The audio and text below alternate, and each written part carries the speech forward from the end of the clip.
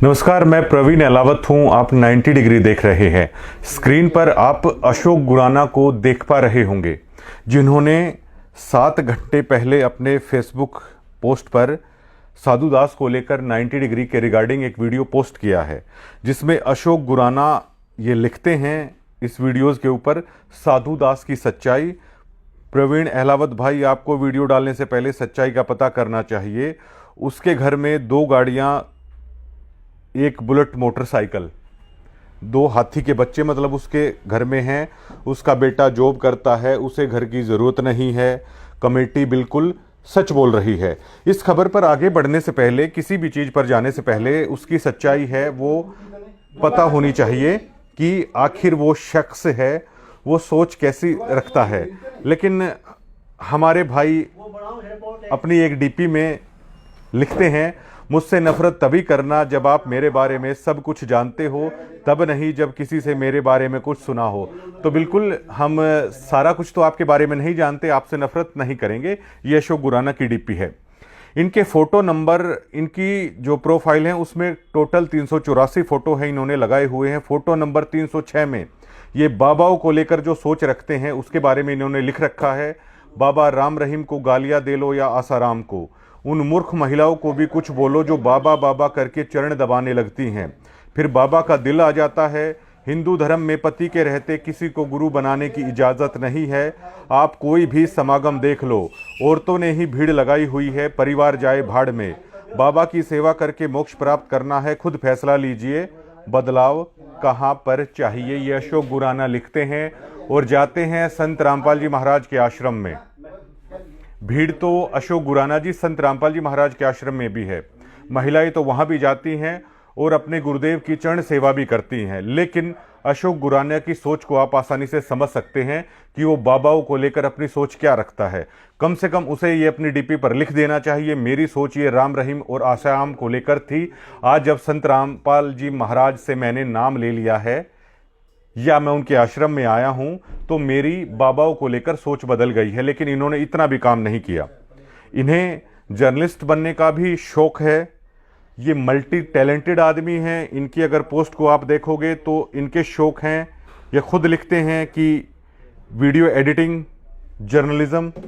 Political तौर पर captain Abhimanyu के कट्टर समर्थक है। जब इनकी डीपी को देखोगे तो आप लग रहा है 2018 से ही कैप्टन अभिमन्यु का जोरदार समर्थक ये बनने की कोशिश कर रहे हैं इस डीपी के मुताबिक। और कैप्टन अभिमन्यु का इतना जोरदार प्रचार इन्होंने किया कि बेचारे जीत नहीं पा रहे हैं। नारनौद में कैप्टन अभिमन्यु की बिरान माटी हो रखी है, एक तरीके से देखें तो राजनीति को लेकर। ये उनके कट्टर समर्थक हैं।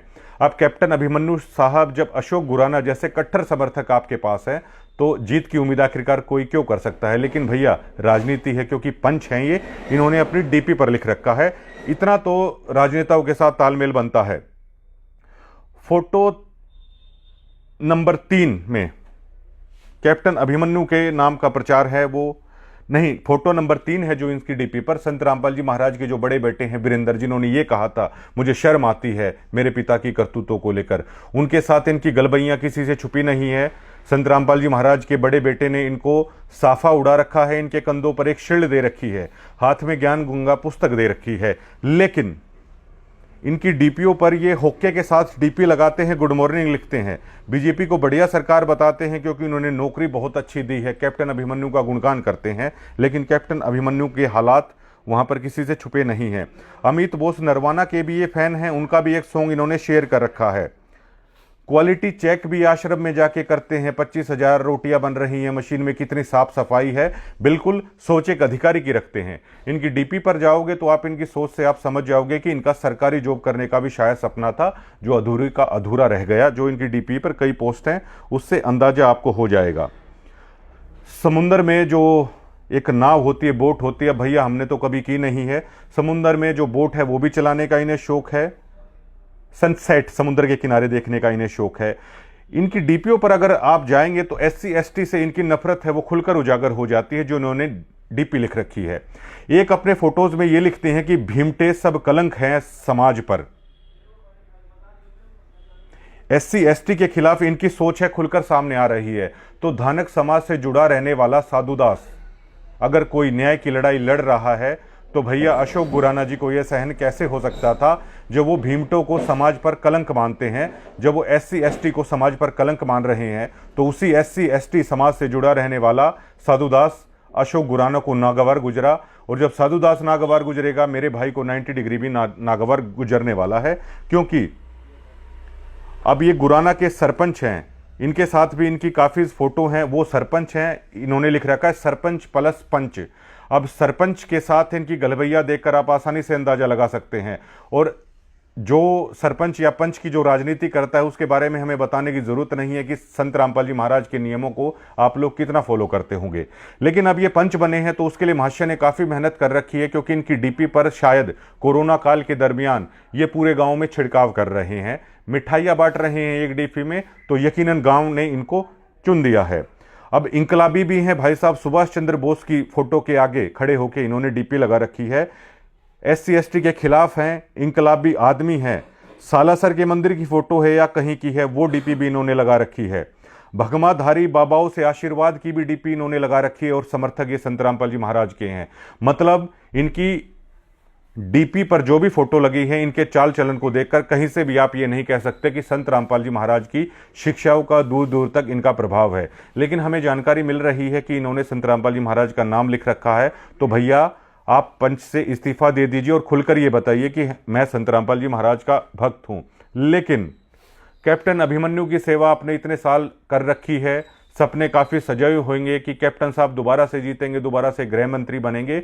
लेकिन राजनेता आदमियों की कसर जब तक रहती है ना, बाण आने की बाण नहीं छूटेगी। जिसने एक बार राजनीति का स्वाद चख लिया वो शायद ही कभी उस दलदल से बाहर निकल पाता है। ये लिखते हैं भारत के राष्ट्रपति के बेटे को भी आरक्षण मिलेगा। आरक्षण वालों से इन्हें इतनी नफरत है SC ST समाज वालों से, चाहे वो भारत का राष्ट्रपति है, उसके खिलाफ भी लिखने से ये गुरेज नहीं करते कि उनके बेटों को भी आरक्षण मिलेगा। जब मैं कह चुका हूं सरकारी नौकरी लगने का इनका सपना था, लेकिन उचित नंबर ना लाने के कारण कॉम्पिटिटिव एग्जाम में ये भर्ती नहीं हुए और ये जलन करने लगे SC ST से। वही जलन इन्हें साधुदास के खिलाफ वीडियो बनाने के लिए प्रेरित करती है। ये तो हुआ इनका इतिहास जो इन्होंने अपनी DP पर खुलकर सबके सामने रख रखा है। और इनकी DP पर जो ये फोटो लगा रखे हैं, इनके कमेंट्स भी जो इनके दोस्त हैं वो भी यही लिख रहे हैं, मान गए गुरु। एक आधे कमेंट इधर उधर के भी उन्होंने लिख रखे हैं, उसका हम जिक्र नहीं करना चाहेंगे। अब इन्होंने लिख रखा है कि साधु दास के पास बुलेट मोटरसाइकिल और हाथी का बच्चा है। हमारे इंटरव्यू के दौरान साधु दास ने कभी इन बातों को नहीं छुपाया। उसने कहा सब मेरा किस्तों पे है, उसी से अपनी मेहनत मजदूरी करके मैंने अपनी मेहनत से ये चीज़ें कमाई हैं, संत रामपाल जी महाराज के आशीर्वाद से, और आश्रम में दान दिया है। तो आज अशोक गुराना जैसे जातिवादी मानसिकता के लोग, जो कि संत रामपाल जी महाराज के बड़े बेटे के बहुत ज़्यादा कट्टर समर्थक हैं, उनके चेले हैं, उनके शिष्य हैं, जो सरपंच है उनके साथ ये पंच है, ये राजनीतिक आदमी है, कैप्टन अभिमन्यु जिनको नारोनोद हल्के बुरी तरह हराता जा रहा है, उनके ये कट्टर समर्थक है। बीजेपी सरकार को ये लेकर कहते हैं बहुत अच्छी है, सरकारी नौकरियां हैं, बीजेपी सरकार ने बहुत दी है, इन्हें इंटरव्यू देने का भी शौक है, और साहब को चश्मे लगाने का शौक है। चश्मे कभी इनकी आंखों से उतरते नहीं हैं और सेल्फियां ये काफी लेते हैं। ये इनका अशोक गुराना का इतिहास है जो एक साधुदास के बारे में कह रहा है। अब अशोक गुराना से हम पूछना चाहते हैं कि आप लोग 90 डिग्री साधुदास पर सवाल उठा रहे हो। जब साधुदास ने यह कह दिया कि उनके गुरु का आदेश है कि साधुदास का घर बनाना चाहिए, फिर चाहे साधुदास अमीर हैं चाहे साधुदास गरीब हैं, जब गुरु का आदेश आ गया तो आपने अपने गुरु का पालन नहीं किया। चलिए आप लोग कह रहे हो कि साधुदास के पास ये है, उसे घर की जरूरत नहीं है, तो डिग्गल गांव में तो हजारों करोड़ों रुपए के अशोक गुराना जी बहुत सारे आदमी हैं, तो डिग्गल गांव को आपने पानी का वाटर कूलर का दे दिया। 25 लाख रुपए डिग्गल वालों के सामने क्या है, कुछ भी नहीं है। 2-2 हजार करोड़ रुपए के बहुत सारे आदमी हैं डिग्गल गांव में। अगर आप करोड़पति लोगों की संख्या आप गिनने लगोगे तो आपको यकीन नहीं हो पाएगा।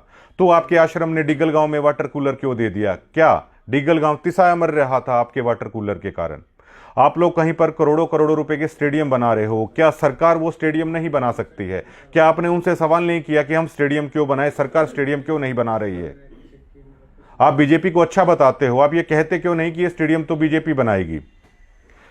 जाट समाज को लेकर बार बार सतलोक आश्रम की तरफ से दावा किया जाता है, मीडिया में कहा जाता है 5वां फ्लोर हमने जाट भवन का बनवा दिया है। क्यों? जाटों को आपके पैसों की जरूरत है क्या? आरक्षण के दौरान क्या जाटों ने आपसे मदद मांगी थी क्या कि संत रामपाल जी महाराज के अनुयायी हमारे यहाँ पर मदद करने के लिए आइए?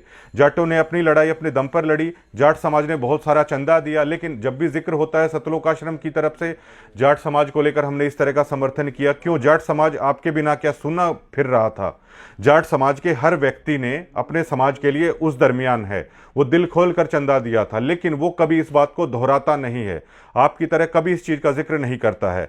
आनंदपाल को लेकर जो आंदोलन चल रहा था, आपने सतलोक आश्रम को ये नहीं कहा कि राजपूत समाज जर्नल समाज है, अगवा समाज में आता है, करणी सेना के बाद बहुत सारा पैसा है, करणी सेना को आपके चंदे की जरूरत नहीं है, बिना मांगे आप 5 लाख रुपए वहां दे के आ गए। तब आपने सतलोक आश्रम को क्यों नहीं कहा कि उन्हें क्या जरूरत है? आपने संत रामपाल जी महाराज के बेटों को लेकर कभी नहीं कहा, जब रोहतक में उनका इतना अच्छा मकान था, 500 गज की कोठियां हिसार में उन लोगों ने क्यों बना ली? आपने संत रामपाल जी महाराज के बेटों को कभी ये क्यों नहीं कहा कि जब i20 कार से चला जाता है तो फॉर्च्यूनर तुरंत से आप लोग क्यों बदल लेते हो? इतनी महंगी महंगी गाड़ियों में क्यों घूमते हो? आपने संत रामपाल जी महाराज के बेटों को नहीं कहा, जब धनाना में गुरुजी ने बहुत अच्छा मकान उनके लिए छोड़ रखा था, जो उनका पैतृक घर था, उसकी बजाय क्यों उन लोगों ने रोहतक में मकान बनाया? क्यों उन लोगों ने हिसार में मकान बनाया? क्यों आश्रम के अंदर इतना शानदार महल गुरुजी के नाम पे बनाया जा रहा है? और संत रामपाल जी महाराज जेल से अभी आए नहीं हैं, और ये भी नहीं है कि वो कब तक आएंगे। उनके नाम से आपने भक्तों से मजदूरी करवा के 5 मंजिला मकान है वो आश्रम के अंदर आपने लगा दिया। संत रामपाल जी महाराज का एक बेटा साधुदास जिसका मकान जल गया है, संत रामपाल जी महाराज का एक बेटे का मकान जल गया है, उसके पास मकान नहीं है। क्या संत रामपाल जी महाराज उस महलों के अंदर रहेंगे जब उसका एक बेटा परेशान हो रखा है? संत रामपाल जी महाराज कभी भी ऐसा नहीं करेंगे। और संत रामपाल जी महाराज का जो पूरा जीवन रहा है महाशय, एक कुटिया के अंदर करोथा आश्रम में रहते थे, उसके बाद महाराज जी बरवाला में भी एक कमरे के अंदर ही रहते थे, और अब जेल के अंदर जो संत रामपाल जी महाराज कहते हैं ना, घर तो वो 3.5 हाथ, ज्यादा से ज्यादा 3.25, आज भी 3.25 हाथ की जगह में वो रह रहे हैं। लेकिन आपने ये सवाल कभी भी संत रामपाल जी महाराज के परिवार पर नहीं उठाया, उस मैनेजमेंट पर नहीं उठाया। 11 साल पहले जिनको खाने के लाले पड़े हुए थे, लेकिन वो आज आलीशान गाड़ियों में घूम रहे हैं, आलीशान महलों में घूम रहे हैं। लेकिन एक धानक समाज से जुड़ा हुआ व्यक्ति जब सच बता रहा है तो अशोक गुराना की जातिवादी मानसिकता उठकर निकलकर सामने आती है, और वो खड़ा हो जाता है। संत रामपाल जी महाराज के बड़े बेटे वीरेंद्र ने जैसा उसे कहा वो कह रहा है, और आपकी डीपियां काफी सारी चीजें हैं वो बता रही हैं। तो आप उनसे भी सवाल कीजिए, क्या जाट समाज को आपके 1 करोड़ रुपए के चंदे की जरूरत है क्या? क्या जाट समाज सक्षम नहीं है क्या?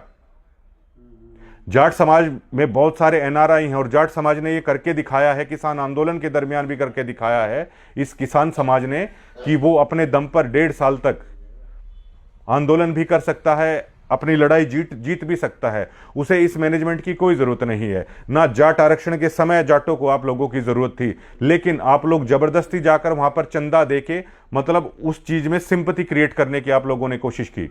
तब आपने नहीं कहा जाट समाज तो पूरा सक्षम है, जाट समाज तो पूरा अमीर समाज है, ताकतवर समाज है। तब आपने ये सवाल नहीं उठाया। जब एक धानक बिरादरी से और संत रामपाल जी महाराज का बेटा संत रामपाल जी महाराज ने आदेश दे दिया, तब आपको दिक्कत हो गई। आपने किलोई के अंदर 30-40 लाख रुपए मैनेजमेंट लगा रही है स्टेडियम के तौर पर, आपने तब नहीं कहा कि स्टेडियम बनाना तो सरकार का काम है। धनाना के अंदर बैडमिंटन का स्टेडियम बनाया गया, आपने तब ये नहीं कहा ये तो सरपंचों का काम है, ये तो सरकार का काम है, और बीजेपी का आप समर्थक करते हैं। और 90 डिग्री पर आप सवाल उठाते हैं कि निष्पक्षता नहीं है। अब भैया संत रामपाल जी महाराज के बड़े बेटे ने आपको साफा उड़ा दिया है, आपको शील्ड देती है, ये बहुत बड़ी बात है। आप भक्तों से पूछिएगा कि संत रामपाल जी महाराज के बेटे आपको शॉल उड़ा रहे हैं, तो हर कोई मदमस्त हो जाएगा, हर कोई भावों में बह जाएगा कि इससे ज्यादा और क्या चाहिए। सतलोक आश्रम में जाके आप बाकायदा नेताओं की तरह निरीक्षण कर रहे हैं, उस रील को आप अपनी फेसबुक पोस्ट पर डाल रहे हैं कि हमने निरीक्षण किया है, यहाँ पर बहुत साफ सफाई है, यहाँ पर ये है, यहाँ पर वो है। लेकिन अशोक गुराना जी हमें लिख रहा है, हमें लग रहा है कि आपने लाइफ में जो कुछ हासिल किया है शायद वो थोड़ा सा अधूरा रह गया है। आपकी नेतागिरी की झलक भी हमें आप में दिखती है, और आन उपासना की झलक भी आपकी पोस्टों में हमें दिखती है, जातिवादी मानसिकता भी हमें आपकी पोस्टों में दिखती है, और एक थोड़ ठिकाने के आप नहीं रहने वाले हो ये भी सोच हमें दिखती है। क्योंकि कभी आप संत रामपाल जी महाराज के समर्थक बन जाते हो, कभी आश्रमों में जाने वाली महिलाओं को लेकर आप इस तरह की टिप्पणियां कर रहे हो, तो आपको होमवर्क करना होगा। और अगर आपने संत रामपाल जी महाराज से नाम ले लिया है तो इस तरह की जो आन उपासना की फ़ोटो है, इस तरह समुंदर किनारे जो आप सैर कर रहे हैं, ये महाराज जी के नियमों के खिलाफ है। इन पोस्टों को आप हटाइए। पंच जो आपने लिख रखा है, आप उस पद से इस्तीफा दे दीजिए। ज्ञान गंगा जो आपने हाथ में ले रखी है, आप आज तक आपको उस ज्ञान गंगा का ज्ञान आखिरकार क्यों नहीं हुआ है? आप राजनीति भी कर रहे हैं महाशय, आप कैप्टन अभिमन्यु के कट्टर समर्थक भी बने हुए हैं, आप जातिवादी भी बने हुए हैं, आप महिलाओं के खिलाफ भी बने हुए हैं, आप भारत का जो प्रथम पद होता है राष्ट्रपति, उस तक के खिलाफ लिखने से आप गुरेज नहीं कर रहे हैं। और आप सवाल उठा रहे हैं 90 डिग्री को लेकर, साधु दास को लेकर। ना यहाँ पर 90 डिग्री गलत है, ना यहाँ पर साधु दास गलत है। गलती सिर्फ एक ये है कि आप उन्हीं डिक्टेटरों के साथ मिल गए हो, आप उसी मैनेजमेंट के साथ मिल गए हो जिस मैनेजमेंट की कारगुजारी का ये परिणाम है कि लाखों करोड़ों के जो तारणहार हैं संत रामपाल जी महाराज, वो जेल के अंदर हैं। शुक्रिया।